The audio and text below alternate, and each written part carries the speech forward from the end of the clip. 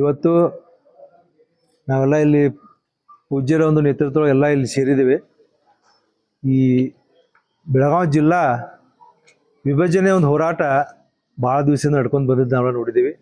ಈಗ ಅಧಿವೇಶನ ಟೈಮ್ ಒಳಗೆ ನಾವೆಲ್ಲರೂ ಇವತ್ತಿಲ್ಲಿ ಪೂಜ್ಯರು ಇರ್ಬೋದು, ಎಲ್ಲ ನಮ್ಮ ಹಿರಿಯರು, ಶಾಸಕರು, ಮಾಜಿ ಎಲ್ಲರೂ ಕೂಡಿ ಮುಖ್ಯಮಂತ್ರಿಯವ್ರಿಗೆ ಭೇಟಿಯಾಗಿ ಅವ್ರಿಗೆ ಮನವಿಯನ್ನು ಕೊಟ್ಟಿದ್ದೀವಿ. ಅವರು ಎಲ್ಲ ಇಡೀ ಜಿಲ್ಲಾ ಶಾಸಕರು, ಮಾಜಿ ಶಾಸಕರು ಮತ್ತು ಇಲ್ಲಿ MP ಗಳು ಎಲ್ಲರೂ ಕರೆದು ಮೀಟಿಂಗ್ ಮಾಡಿ ಏನೋ ಒಂದು ಡಿಸಿಷನ್ ತಗೋತೇನೆ ಅನ್ನುವಂಥ ಮಾತು ಹೇಳಿದ್ದಾರೆ. ಆದರೆ ನಿನ್ನೆ ನಮ್ಮ ಗೋಕಾಕ್ ಅಶೋಕ್ ಪೂಜಾರಿ ಅವರು ಒಂದು ಸ್ಟೇಟ್ಮೆಂಟ್ ಕೊಟ್ಟಿದ್ದಾರೆ.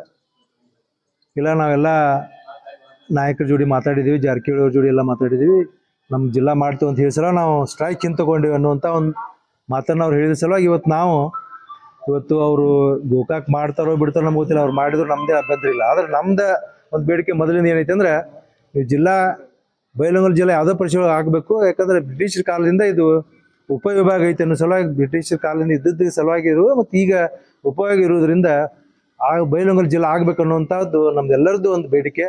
ಅದಕ್ಕೆ ನೀವೆಲ್ಲರೂ ಯಾರೋ ಒಂದು ಡಿಸಿಷನ್ ತೊಗೋಬೇಕಾದ್ರೆ ಹೇಳಿದ್ರು, ಈ ಒಂದು ಡಿಸೆಂಬರ್ 31 ಡಿಸಿಷನ್ ಆಗಬೇಕಾಗಿತ್ತು.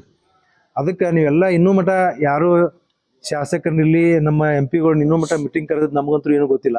ಅದ್ರ ಸಲುವಾಗಿ ಎಲ್ಲ ನಾಯಕರನ್ನ, ಯಾಕಂದ್ರೆ ಕನ್ನಡ ಪರ ಸಂಘಟನೆ ಹೋರಾಟಗಾರರು ಭಾಳ ಜನ ಹೇಳಿದ್ದಾರೆ ನಮ್ಮನ್ನು ಕರೀರಿ ಅಂತೇಳಿ. ಅದಕ್ಕೆಲ್ಲ ಲೀಡರ್ಗಳನ್ನ ಕರೆದು ಅದನ್ನು ಒಂದು ಮೀಟಿಂಗ್ ಮಾಡಿ ಮುಂದೆ ಏನೋ ಡಿಸಿಷನ್ ನೀವು ಮಾಡ್ರೆ ಅದು ಒಳ್ಳೆಯದು. ಇಲ್ಲಪ್ಪ ಅಂತಂದ್ರೆ ಸುಮ್ಮನೆ ನೀವು ಯಾರನ್ನೂ ಕೇಳಲಿಲ್ಲ ಅಕಸ್ಮಾತ್ ಅದು ನೀವು ವಿಭಜನೆ ಏನೋ ನಿಮಗೆ ತಿಳಿದಂಗೆ ಮಾಡಿರಪ್ಪ ಅಂತಂದ್ರೆ ಬೈಲಹೊಂಗಲದೊಳಗೆ ಇತ್ತು, ನಮ್ದು ಏನೋ ಅಭ್ಯಂತರ ಇಲ್ಲ. ಇರಲಿಲ್ಲ ಅಂತಂದ್ರೆ ಅದ್ರ ಯಾವ ರೀತಿ ಹೋರಾಟ ಮಾಡಬೇಕು ಅಂತ ಅನ್ನೋದು ನಮಗೆಲ್ಲ ಗೊತ್ತಿತ್ತು. ಯಾಕಂದ್ರೆ ಬೈಲಹೊಂಗಲ ನಾಡ ಮೊದಲಿನಿಂದ ಹೋರಾಟಕ್ಕೆ ಬಹಳ ಒಂದು ಮಹತ್ವ ಕೊಟ್ಟಂಥ ಒಂದು ನಾಡೈತಿ. ಅದಕ್ಕೆ ನಾವೆಲ್ಲರೂ ಅದಕ್ಕೆ ಸಿದ್ಧರಾಗೋಣ ಅನ್ನೋ ಸಲುವಾಗಿ ಇವತ್ತೆಲ್ಲ ಜನರಿಗೆ ಇದು ತಿಳಿಸ್ಬೇಕು ಅನ್ನೋ ಸಲ ಇವತ್ತು ಪ್ರೆಸ್ ಮೀಟ್ ನಾವು ಮಾಡೋ ಸಲ ಎಲ್ಲ ಕರೆದಿವಿ. ಅದಕ್ಕೆ ನಮ್ಮ ಇಡೀ ಇನ್ನೂ ನಾಯಕರು ಮಾತಾಡ್ತಾರೆ. ಅದಕ್ಕೆ ಈ ಹೋರಾಟ ಯಾವ ರೀತಿ ಇರಬೇಕು ಅನ್ನೋದನ್ನು ನಾವು ರೂಪರೇಷೆ ಇನ್ಮ್ಯಾಗ ತಯಾರು ಮಾಡೋರಿದ್ದೀವಿ. ಅದಕ್ಕೆ ತಾವೆಲ್ಲರೂ ಇದಕ್ಕೆ ಸಾಥ್ ಕೊಡ್ಬೇಕಂತ ಇಡೀ ನಾಡಿನ ಜನತೆಗೆ ನಾವು ಒಂದು ಕರೆ ಕೊಡತ್ತೀವಿ. ನಮಸ್ಕಾರ.